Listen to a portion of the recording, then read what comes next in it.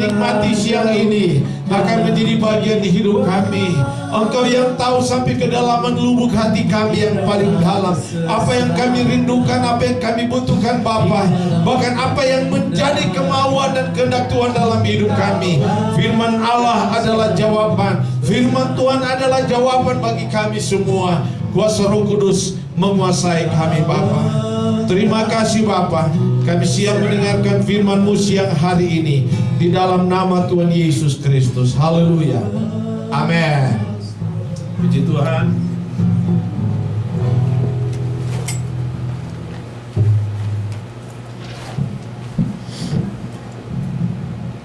Shalom. Shalom. Tuhan kita luar biasa. Amin. Amin. Ya. Saya sangat terkesan dengan kesaksian dari Bro Hero, mengajarkan kita, mengingatkan kita bahwa segala sesuatu ada waktunya. Amin. Amin. Ya, semua ada waktunya. Artinya bahwa kehidupan kita itu dibatasi dengan apa yang dinamakan dengan waktu. Amin. Tidak ada sesuatu yang di bawah kolong langit ini yang bersifat kekal. Amin. Puji Tuhan. Dan lewat kesaksian juga Bro Martin mengingatkan kita bahwa kita melayani Tuhan. Ya, mengingatkan kita kalau kita melayani Tuhan, kalau Tuhan sudah ada, apalagi kita mau kecewa. Karena kan ya, saya melayani kan bukan melayani saudara. Saya kan hadir untuk melayani Tuhan. Ya, kehadiran Tuhan lewat kehadiran kita semua yang ada pada siang hari ini. Oleh sebab itu mau 3 orang kayak mau 1 orang nggak peduli saudara. Amin. Iya, iya. Ada orang bilang, cuma 3 orang kok suaranya kayak 100 orang. Memang udah begitu lah di sononya, mau ngapain gitu. Ya, dia punya volumenya memang sudah begitu. Saudaraku, saya teringat dengan kalau kesaksian Bro Martin tadi, saya teringat dengan satu iklan yang ada di TV Indonesia. Ada satu grup band, dia lagi latihan, grup band terkenal gitu kan, grup band terkenal. Lalu datang seorang artis yang terkenal gitu kan, seorang artis terkenal dan menawarkan mereka, siap tampil, wih semangat sekali nih, ini grup band ini, wah ada artis yang terkenal menawarin mereka untuk tampil. Oke, ikut gitu. Udah di satu gedung dan mereka lihat nggak ada orang gitu. Lalu si artis ini membuka layar. Ternyata mereka disuruh melayani anak-anak yang hari ulang tahun. Lalu satu berpikir, kabur? Dia bilang gitu. Kabur atau apa gitu katanya. Akhirnya mereka layani, menyanyi dengan anak-anak sekolah minggu. Artinya gitu,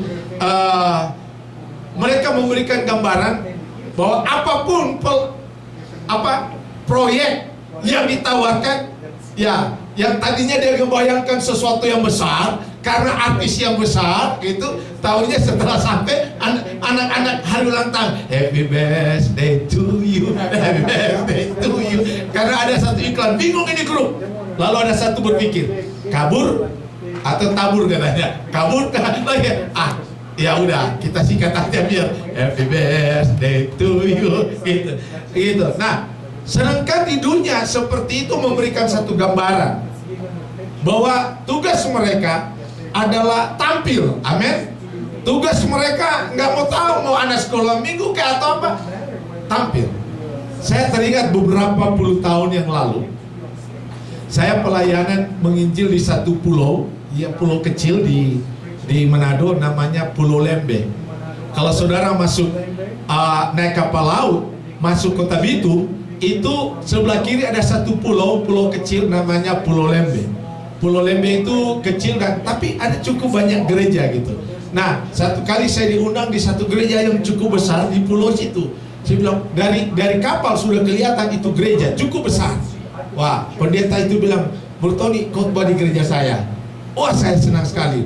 gambaran saya gereja itu besar dan dalam pikiran saya berarti jemaatnya banyak, saudara. Nah, waktu saya masuk mau melayani, jemaatnya cuma pendeta, istrinya dan kedua anaknya, dan di dalamnya ada bebek, ada ayam. Gerejanya lebih besar dari ini, saudara ya. Gereja. Jadi waktu istrinya yang song leader, yang jadi jemaat pendetanya, kedua anaknya, dan ada ayam-ayam lagi makan jagung karena belum ada teh gitu. Tuhan kita luar biasa, amin. Ya, dan waktu saya khotbah saya nggak peduli, saudara. Mau dia pendeta kayak mau dia dua orang, Tuhan ajarkan menyampaikan firman Tuhan, dan gerejanya cukup besar ya. Waktu itu dia mendapat bantuan dari Presiden Soeharto waktu itu, luar biasa. Dan saya nggak mau bertanya sama dia, kenapa kamu buat gereja sebesar ini, jemaatnya nggak ada gitu. Nah, gitu. Tapi dia menceritakan bahwa mungkin bukan saya, tetapi ada generasi yang Tuhan pakai untuk mengisi. Saya sebagai yang dipersiapkan, Tuhan menyiapkan dana dan saya bangun gereja ini. Berapa puluh tahun lalu, saya nggak tahu sekarang perkembangan gereja itu bagaimana. Tetapi satu hal bahwa kita bukan melayani yang duduk, tetapi kita melayani Tuhan. Amin. Ya, kita melayani Tuhan. Tak kala kita melayani Tuhan, bagian kita adalah berhubungan dengan Tuhan. Ya, namanya melayani Tuhan. Kita dengan Tuhan. Dan setiap kita datang kepada Tuhan, bahwa diri kita lah yang memberi sesuatu kepada Tuhan.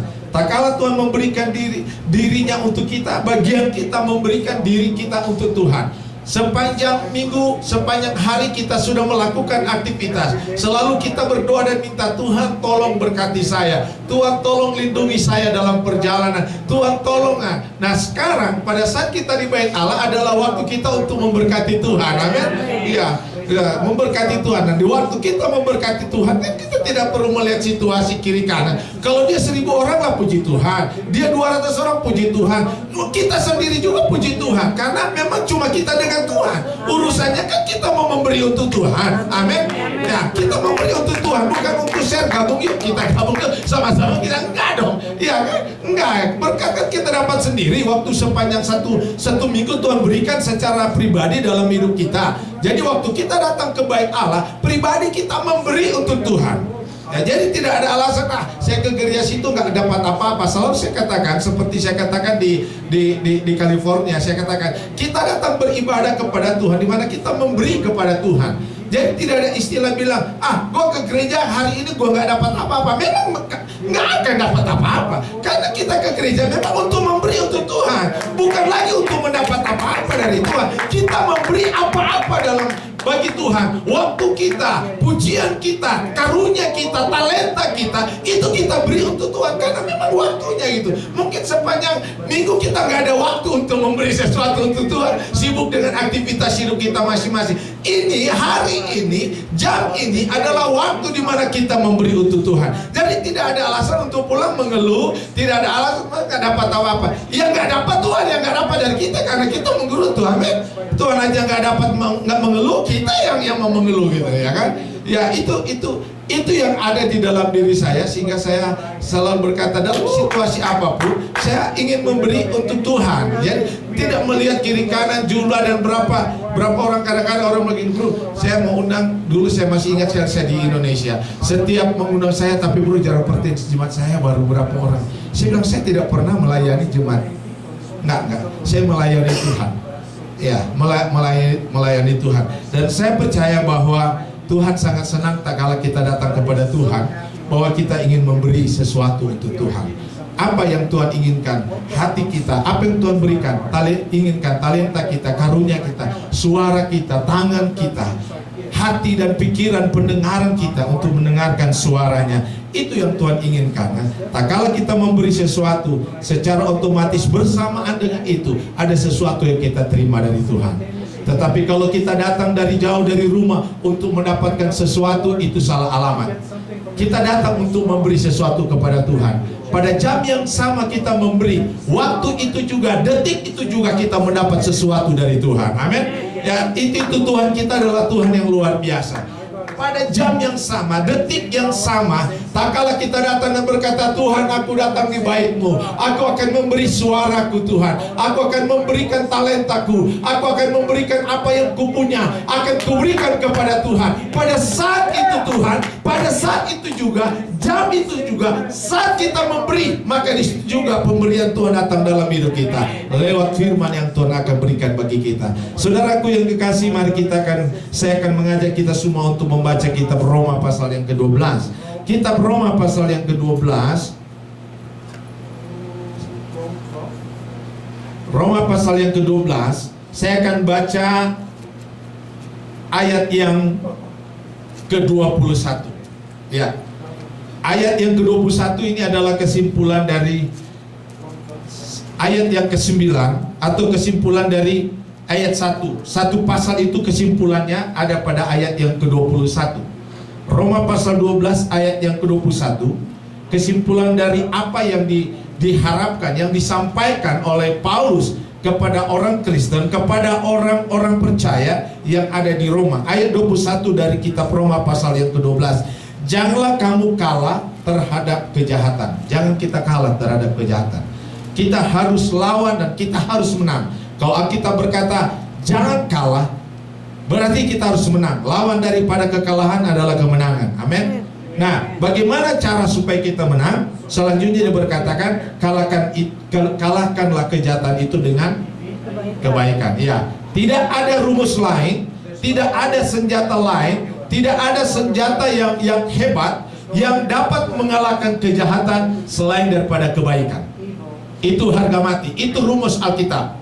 Tidak ada kita dapat mengalahkan kejahatan dengan kekuatan, dengan berbagai macam rumusan yang ada. Tetapi Alkitab berkata kejahatan itu hanya dapat ditaklukkan dengan satu kebaikan. Ya, satu kebaikan. Nah, saudaraku yang kekasih, saya banyak sekali hal yang saya temukan. Nah, saya kasih contoh begini. Ada dua orang ya, saling argue, saling mengaku kebenaran. Saya yang benar, kamu yang salah. Kamu yang salah, saya yang benar. Dan terus argue tentang kebenaran. Akhirnya gak bisa ketemu. Tetapi satu saat ada waktu Tuhan, yang satu berkata, saya minta maaf, ternyata saya yang salah. Oh enggak, saya yang salah. Setelah yang satu katakan, aduh sorry, ternyata saya minta maaf, saya salah. Oh enggak bro, saya salah juga, saya juga minta maaf. Ya, jadi persoalan selesai tak kala satu menyatakan kebaikan lewat satu pengakuan mengaku salah. Tak kala seseorang mengaku dia benar, selama kita menyatakan kebenaran di dalam diri kita, tidak akan pernah ketemu. Karena kebenaran itu cuma satu, dia bernama Yesus Kristus Tuhan. Karena di bawah kolong langit ini tidak ada seorang pun yang benar, kata Alkitab. Sehingga kenapa sulit kita menyatakan kita benar, lalu kita menang tak kala kita menyatakan benar. Rata-rata tak kala kita mengatakan saya yang benar, justru jadi konflik, betul nggak? Justru jadi salah di waktu kita menyatakan diri kita yang benar. Karena di satu sisi, di lain saya katakan di sana mereka juga kan benar. Tetapi kalau kita menyadari dan mengatakan ya oke, saya salah, akhirnya dua-dua mengaku salah. Dan mengaku salah karena apa? Karena dua-dua lepas kontrol. Iya kan? Dua-dua lepas kontrol. Jadi di situ kesalahan. Jadi kejahatan itu hanya dapat dikalahkan dengan satu kebaikan. Nah, Paulus luar biasa mendapat hikmat dari Tuhan untuk menyampaikan pengajaran dari Tuhan, untuk menyampaikan kebenaran dari Tuhan. Apa yang harus dipegang oleh jemaat Kristen yang ada di Roma, apa yang harus mereka imani, apa yang harus mereka miliki. Pasal 1 sampai pasal yang ke-11 itu berisi tentang pengajaran hidup kekristenan. Pengajaran bagaimana cara hidup mereka, bagaimana mereka kunci supaya mereka bisa diberkati. Pasal 1 sampai pasal yang ke-11 dari kitab Roma. Dan pada pasal 12 sampai pasal yang ke-16 merupakan satu praktek dari pengajaran pasal 1 sampai pasal yang ke-11. Prakteknya pada pasal 12 sampai pasal yang ke-16. tak kala mereka dibekali, tak kala mereka menerima pengajaran dogma, pengajaran dari Tuhan bagaimana cara mereka harus hidup. Pada pasal yang ke-12 sampai dengan pasal yang ke-16 itu adalah mempraktekkan teori yang sudah mereka dapati. Bagaimana cara mereka menghadapi persoalan. Ya, Tuhan izinkan sesuatu terjadi untuk mempraktekkan, ya kan? Saya masih ingat dulu walaupun agak buta-buta dikit waktu ada di Denver ini, ikut ambil apa itu?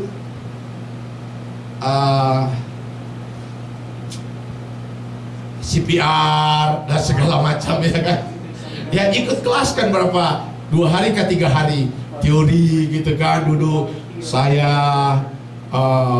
berpongki Janes, mereka sudah punya, tetapi karena mendampingi saya, karena saya kurang bahasa, jadi mereka dampingi saya supaya jadi ikut sama-sama kita bertiga. Kita dapat teori berapa hari, dan pada hari yang ketiga terakhir teori itu kita praktekkan, dipraktekkan. Bisa nggak kita praktekkan itu? Pasangan-pasangan, ya kan? Pertanyaan ini yang kita pelajari kita praktekkan, kan? Yang sampai obat untuk mulut kasih masuk di kuping, kan repot, ya kan? Itu repot, ya kan? Petunjuknya kan untuk kasih masuk ke mulut, jangan sampai orang ini kasih masuk di kuping, kan itu repot, ya kan? Iya, ya, kayak itu repot di situ. Jadi begitu pengajaran dari Tuhan pasal 1 sampai pasal 11 harus dipraktekkan. Yang apa yang dikatakan Tuhan di dalam pasal 12 sampai pasal 16, dengan cara bagaimana Tuhan izinkan orang Kristen mengalami hal-hal yang sulit. Mereka sulit diterima oleh orang-orang yang ada di sekitar mereka, oleh karena mereka percaya Tuhan. Nah, di sini mereka diuji. Bisa nggak mereka praktekkan apa yang sudah mereka dapat sebelumnya?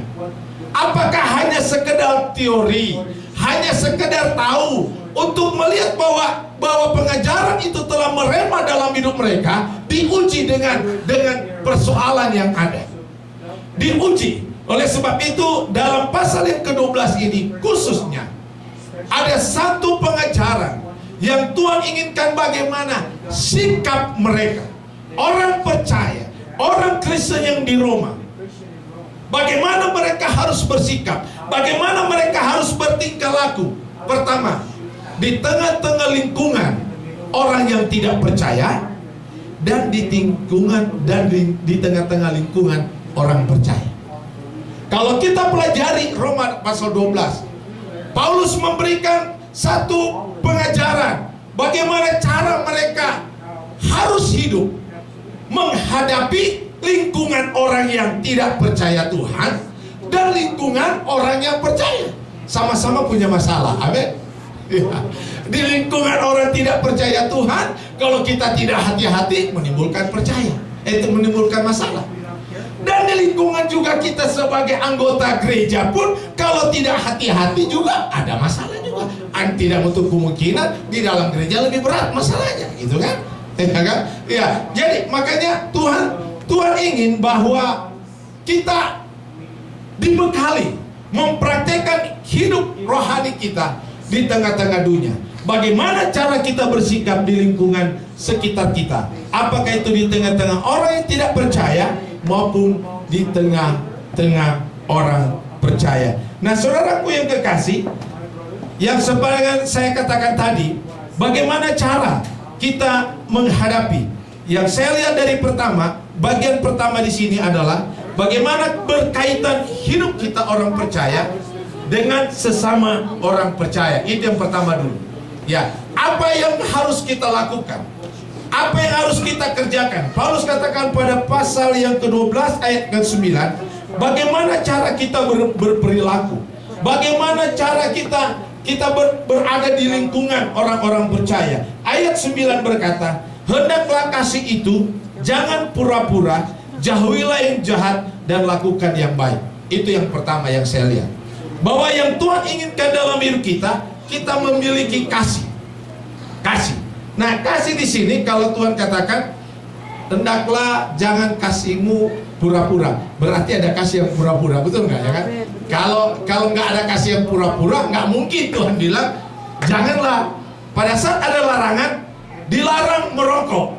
Kenapa ditulis dilarang merokok? Karena di situ ada orang yang suka merokok, betul nggak? Betul nggak? Ya. Dilarang buang sampah sembarangan. Kenapa? Karena di lingkungan situ ada orang yang senang buang sampah sembarangan. Kalau Indonesia kan bukan satu rahasia lagi. Kalau dilarang buang sampah di sini, justru di situ paling banyak sampah yang dibuang. Indonesia punya budaya, semakin dilarang semakin dia bikin. Makanya sekarang kalau Indonesia, kalau saya lihat kalimatnya sudah berubah berpantas. Terima kasih untuk Anda yang tidak membuang sampah sembarangan. Wah, jadi memang tradisi orang Indonesia dihormati dulu, dihargai dulu. Terima kasih untuk Anda yang tidak membuang sampah sembarangan. Dia mau buang sampah tetapi sudah dibilang terima kasih. Nggak jadi ya. Tapi kalau dilarang, enak aja. Iya. Itu budaya yang di sana. Di sini enggak gitu kan? Ya, ada satu percakapan orang Indonesia dengan orang Singapura di Singapura. Udah tahu cerita ini? Mereka berbicara. Lalu orang Singapura, orang Chinese Singapura bilang, wah, negara saya berbeda dengan negara saudara. Negara saya Singapura terkenal dengan bersih. Orang Indonesia dia duduk, lalu dia bilang, ada sampah. Dia, itu ada sampah. Oh iya, sejak orang kalian banyak di Singapura, sehingga negara kami jadi kotor begini katanya. Dia nggak kalah jawab juga. Sejak orang Indonesia banyak di Singapura sampai kami jadi kotor. Pada dasarnya kami itu negara kami itu bersih gitu. Ya, itu budaya. Kalau dikatakan janganlah kasihmu berpura-pura, berarti kondisi kekristenan yang ada waktu itu, orang Kristen yang ada di Roma itu terlalu banyak praktek kasih yang berpura-pura. Terlalu banyak praktek kasih yang berpura-pura. Dan itu virus yang dari zaman ke zaman. Dari zaman ke zaman, dan itu tidak memandang gereja, tidak memandang organisasi. Nah, saya keliling berbagai macam organisasi gereja di Indonesia maupun di sini, mulai dari gereja yang cuma duduk diem, pendeta khotbahnya nanti sadar di waktu udah mau pulang, sampai di gereja yang berjingkrak-jingkrak, sampai di gereja yang cuma belum kena sentuhan tangan udah rebah. Sama, banyak kasih yang pura-pura di situ. Karena saya pendeta yang senang keliling, diundang di model manapun, ya saya sampai ada orang, oh gereja itu dia neo-karismatik. Maksudnya apa? Wah, dia punya pengajaran sampai tingkat tinggi katanya. Seperti orang baru belajar ajian secara jiwa dari Gunung Kidul kan. Setelah belajar udah ilmunya udah tinggi gitu kan. Kayaknya pengajaran rohnya Pak Tony tingkat tinggi. Oke. Ya, Pak Tony diundang situ. Oh iya, ya saya khotbah di situ gitu. Memang benar. Habis khotbah belum disentuh udah pada rebah-rebah semua. Wah. Lalu dia demonstrasi sama pendeta. Bro Tony coba lihat. Dia ngomong dengan orang itu. Orang itu ngomong, dia katanya udah di surga. Saya juga merinding. Wah. Lalu dia ngomong di kuping, dia bilang, apa pesan Tuhan? Ngomonglah orang itu. Saya dengar.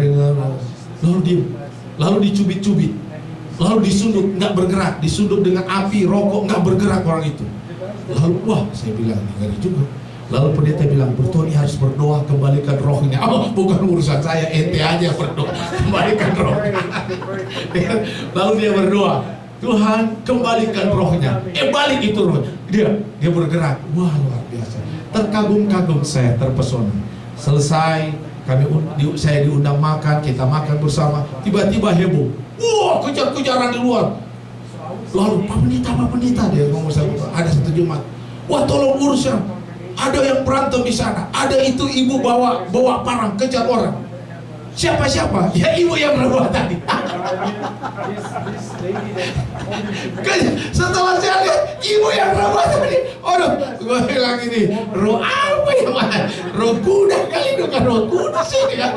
Ibu yang rebah sama, saudara. Mau pengajaran Roh Kudus tingkat tinggi, ya tetap ada kepura-puraan di sana. Amin. Ya, kepura-puraan. Nah, ini penyakit atau virus yang saya katakan. Virus udah dari sononya gitu kan. sononya udah ke bawah gitu. Sampai pada era bahkan sampai menjelang Tuhan Yesus datang untuk yang kedua kalinya. Ya, Alkitab berkata bagaimana sikap kita di tengah-tengah sesama kita.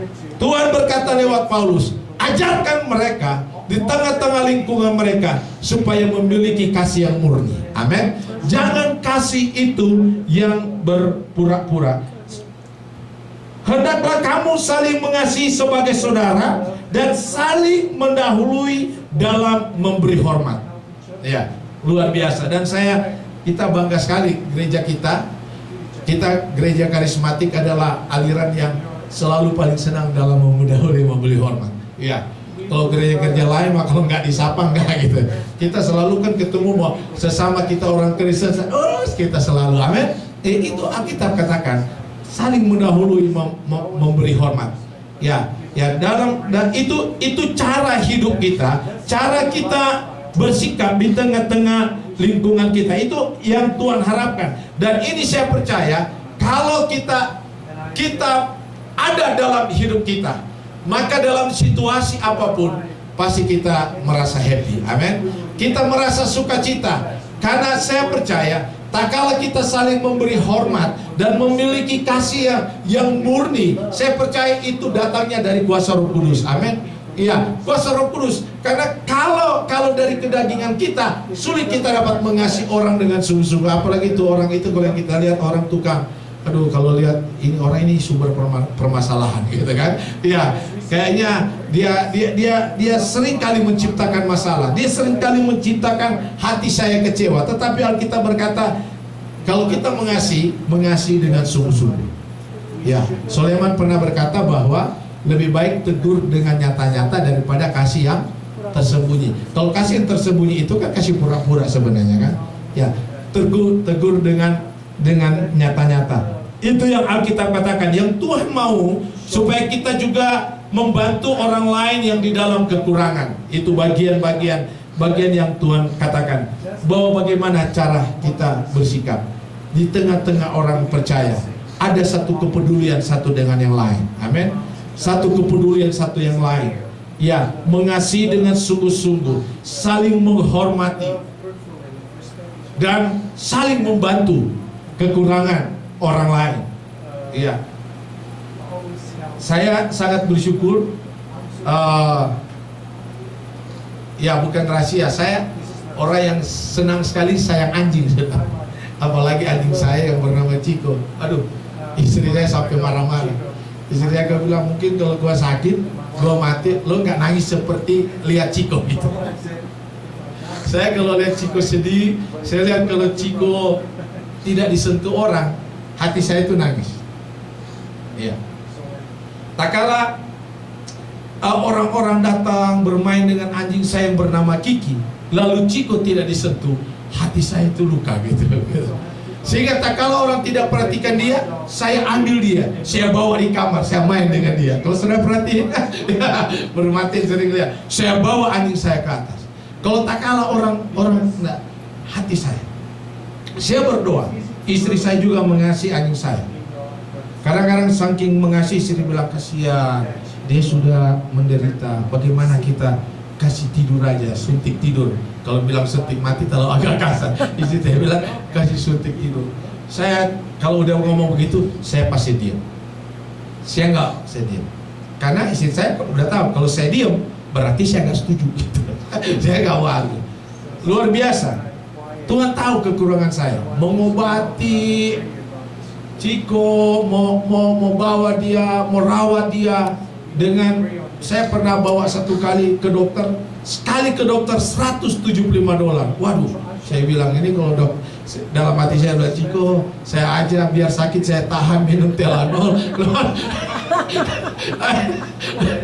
Minum air panas, anget-anget, lidah biar kadang-kadang melepok karena saking panasnya cepat banget supaya sakit kepala hilang sakit. Terus satu kali ke dokter $175. Tapi kali ini Ciko, sorry, saya hanya bisa berdoa untuk kamu. Dan ternyata Tuhan memberkati. Menjelang saya ke California, Ibu Oslan take care anjing saya. Ciko ada di rumah Ibu Oslan, dibawa ke dokter, dikasih obat dan segala macam. Dan saya lihat anjing saya happy tadi malam. Iya tadi malam saya lihat di rumah Ibu Oslan lompat-lompat kegirangan. Ibu Oslan sangat memahami kekurangan. Kami tidak mampu untuk membawa dia ke dokter. Kami tidak mampu merawat dia untuk menyembuhkan. Tetapi di sisi lain kami sangat mengasihi. Tuhan mengirim, Alkitab berkata bahwa menolong orang yang kekurangan. Mungkin kekurangan di bidang hal yang lain, tetapi Tuhan tahu. Tuhan mengirim Ibu Oslan yang memang mengasihi, mencintai anjing. Mengasihi, mencintai anjing. Setelah Ibu Oslan dengar bilang, sebenarnya Ciko mau disuntik, itu dari 2 tahun lalu Ciko mau disuntik. Saya bilang, Ciko mendapat anugerah terus, puji Tuhan, umur panjang. Dari kami